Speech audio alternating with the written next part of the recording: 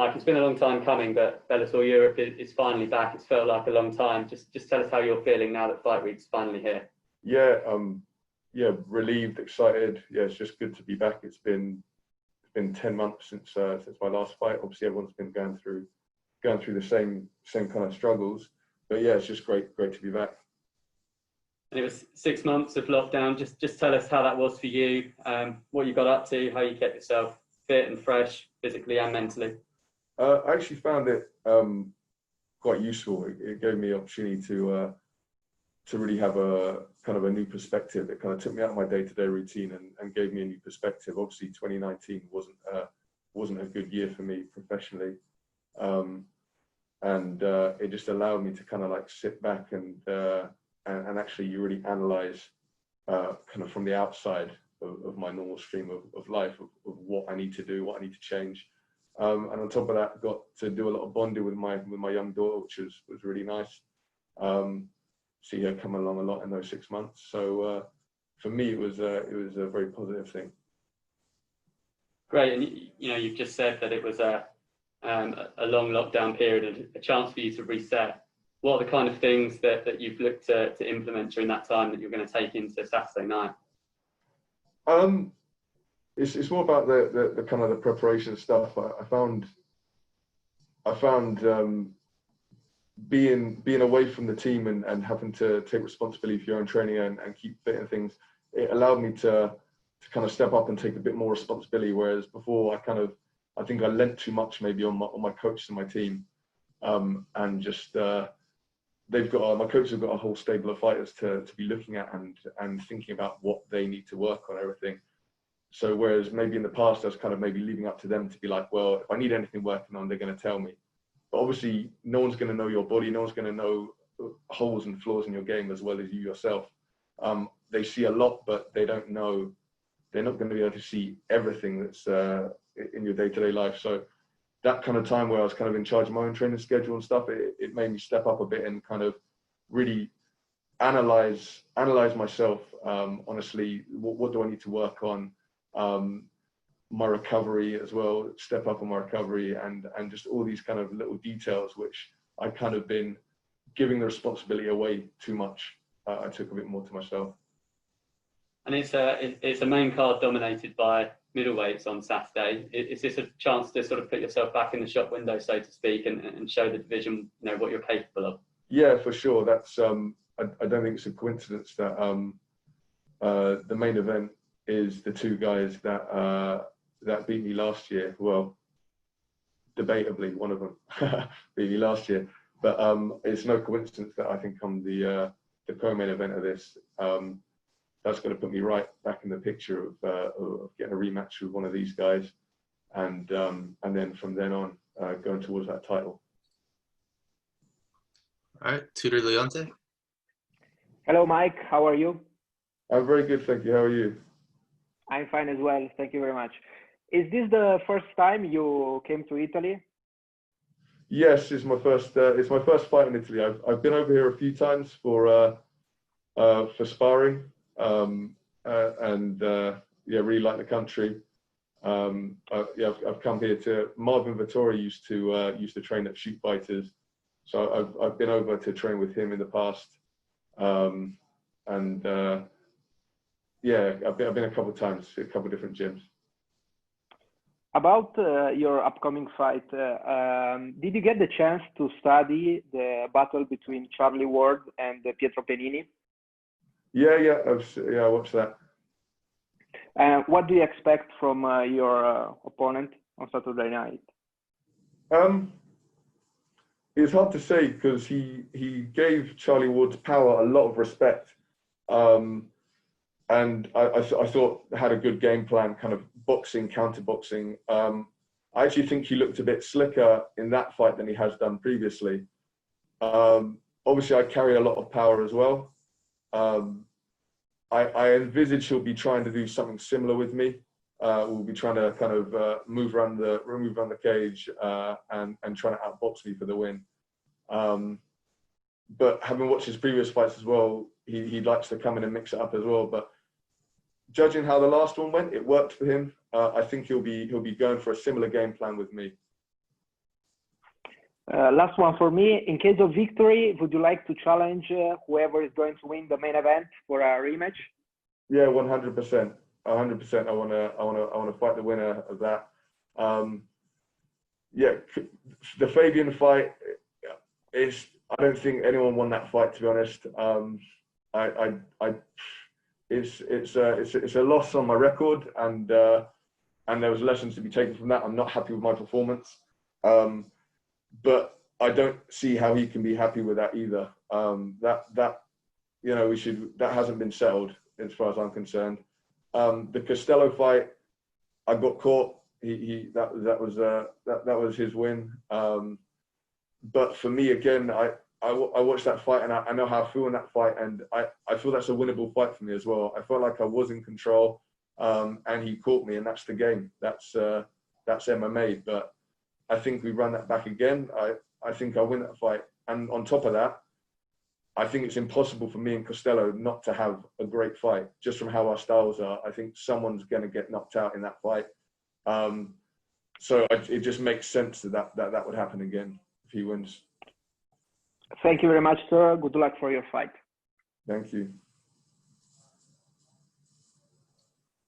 Gareth? Hello, Mike. How are you? Hey, I'm very good. How are you? Very good, thank you. I wanted to ask you, first of all 6 of you, the middleweights on the main card, are all kind of locked down in the hotel in Milan. Is it kind of, have you all got to just keep yourselves together a little bit, because you're all big rivals? I mean, there's antipathy in all corners from different people in different ways. You might not have it towards Kent, but you might have it towards Will and Fabian. And how's it feel in the hotel? To be honest, I get on well with Will. Will's a great guy. Kent as well, great guy. Costello, can't complain. It's all amicable. There is one character who obviously Fabian. Like, I don't think he gets on with anybody. But he's just an awkward character. That's just who he is. Like, that's his style. But who's that, Mike? Who's that? Well, yeah, Fabian. Sorry, I said yeah. Everyone else, is fine getting along.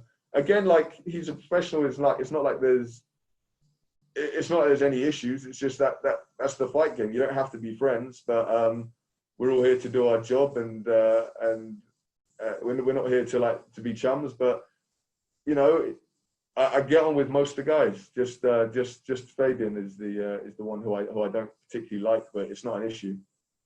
Obviously, we remember what happened in the Wembley Hilton ahead of your fight. There was with him last year. There was kind of a ruckus, let's say, or it wasn't a big fight. It was a ruckus at the weigh-ins. Do you deliberately stay out of the way with each other because of these are exceptional circumstances in this hotel? Because I wonder if you and he could kick off unordinarily. I think it's unlikely, to be honest. I mean, there might be a comment here or there, but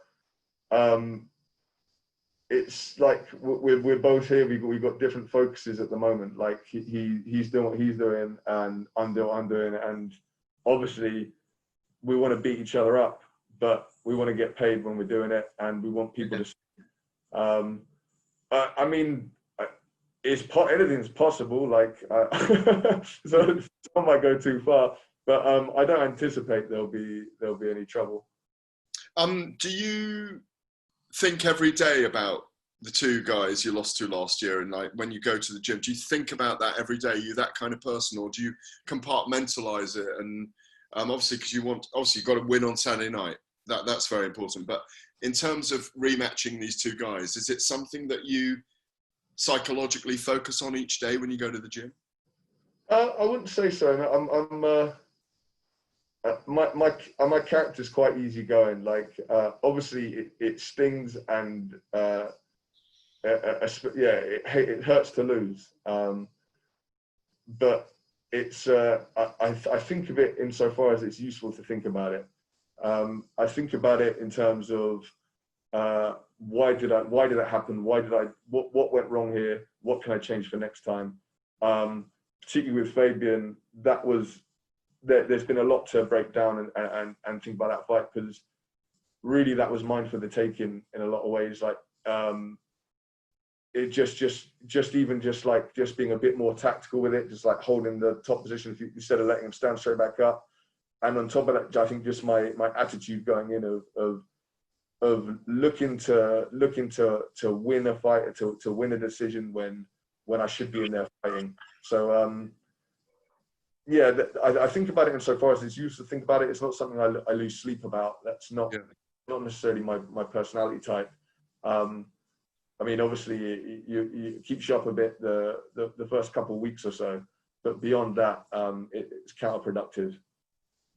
Two more questions for me, because the others have asked a few of the things I wanted to ask. You were talking about you were stepping it up. It was really nice to hear that you were taking things into your own control and empowering yourself in lockdown with your training systems. Did you do anything different to what you had ever done before? Or like, did you go rowing? Did you go cycling? Did you paddleboard? Did you do cross training in any other way? What were the novelties of lockdown that you haven't done before? Okay, yeah, well, one of the things is just I set up my weights in my garden. I started running a bit more, and once it was allowed for professional athletes to get back into training, but we had to still be socially distanced. There's a CrossFit gym nearby that really helped us out, called CrossFit Kia. So they actually looked up, the guy who runs it actually looked up the legislation, and he got us back training slightly earlier than we would have done otherwise, which was very useful.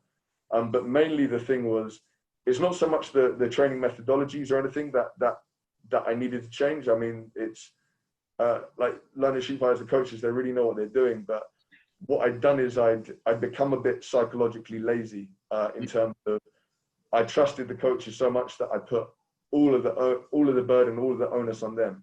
So when I was done in the gym, I didn't really have to think about it anymore, because they took care of the thinking, they took care of what I needed to do, what training, what I need to work on. And then just doing that, just having that time on my own and having to take it into my own hands, I realized that there's so much more I can be doing in terms of my recovery could be more on point. I can be sitting down and just breaking down the things I need to, like mentally breaking down my day, what I need to work on, what I need to improve, and then acting it out through shadow boxing, which is for me a tool. So many times how invaluable it was, shadow boxing, but really I hadn't really done it as much as I should have done, and visualized as much as I should have done. So again, that was very useful. So I'd say, yeah, it was about just taking responsibility for my own development, and the holes in my game. The vacant title's coming up. Your quick pick on Douglas Lima against Gegard Mousasi. How do you see it, Mike? That's a tough one, but I find it hard to bet against. I find it hard to get bet against Mousasi, especially as you're expecting to be the bigger man going in. He might. The thing, he might start be looking like he's beginning to slow down a little bit. And obviously Lima's got that big power, which I think he'll carry to middleweight as well. But I think I've got to give just an all-round game and just the experience. I've got to lean towards Mousasi. Lovely. And finally, with an opponent who sounds like a sandwich, Panini, do you chop him up into quarters and do him in his? Well, he's from Verona, but is that what you do? Do you chop him up like a sandwich? No, a sandwich isn't a full meal for me. You know that guy. It's a snack. So. No, yeah, there's loads of Panini banter to be had, but in all fairness, I'm taking it seriously.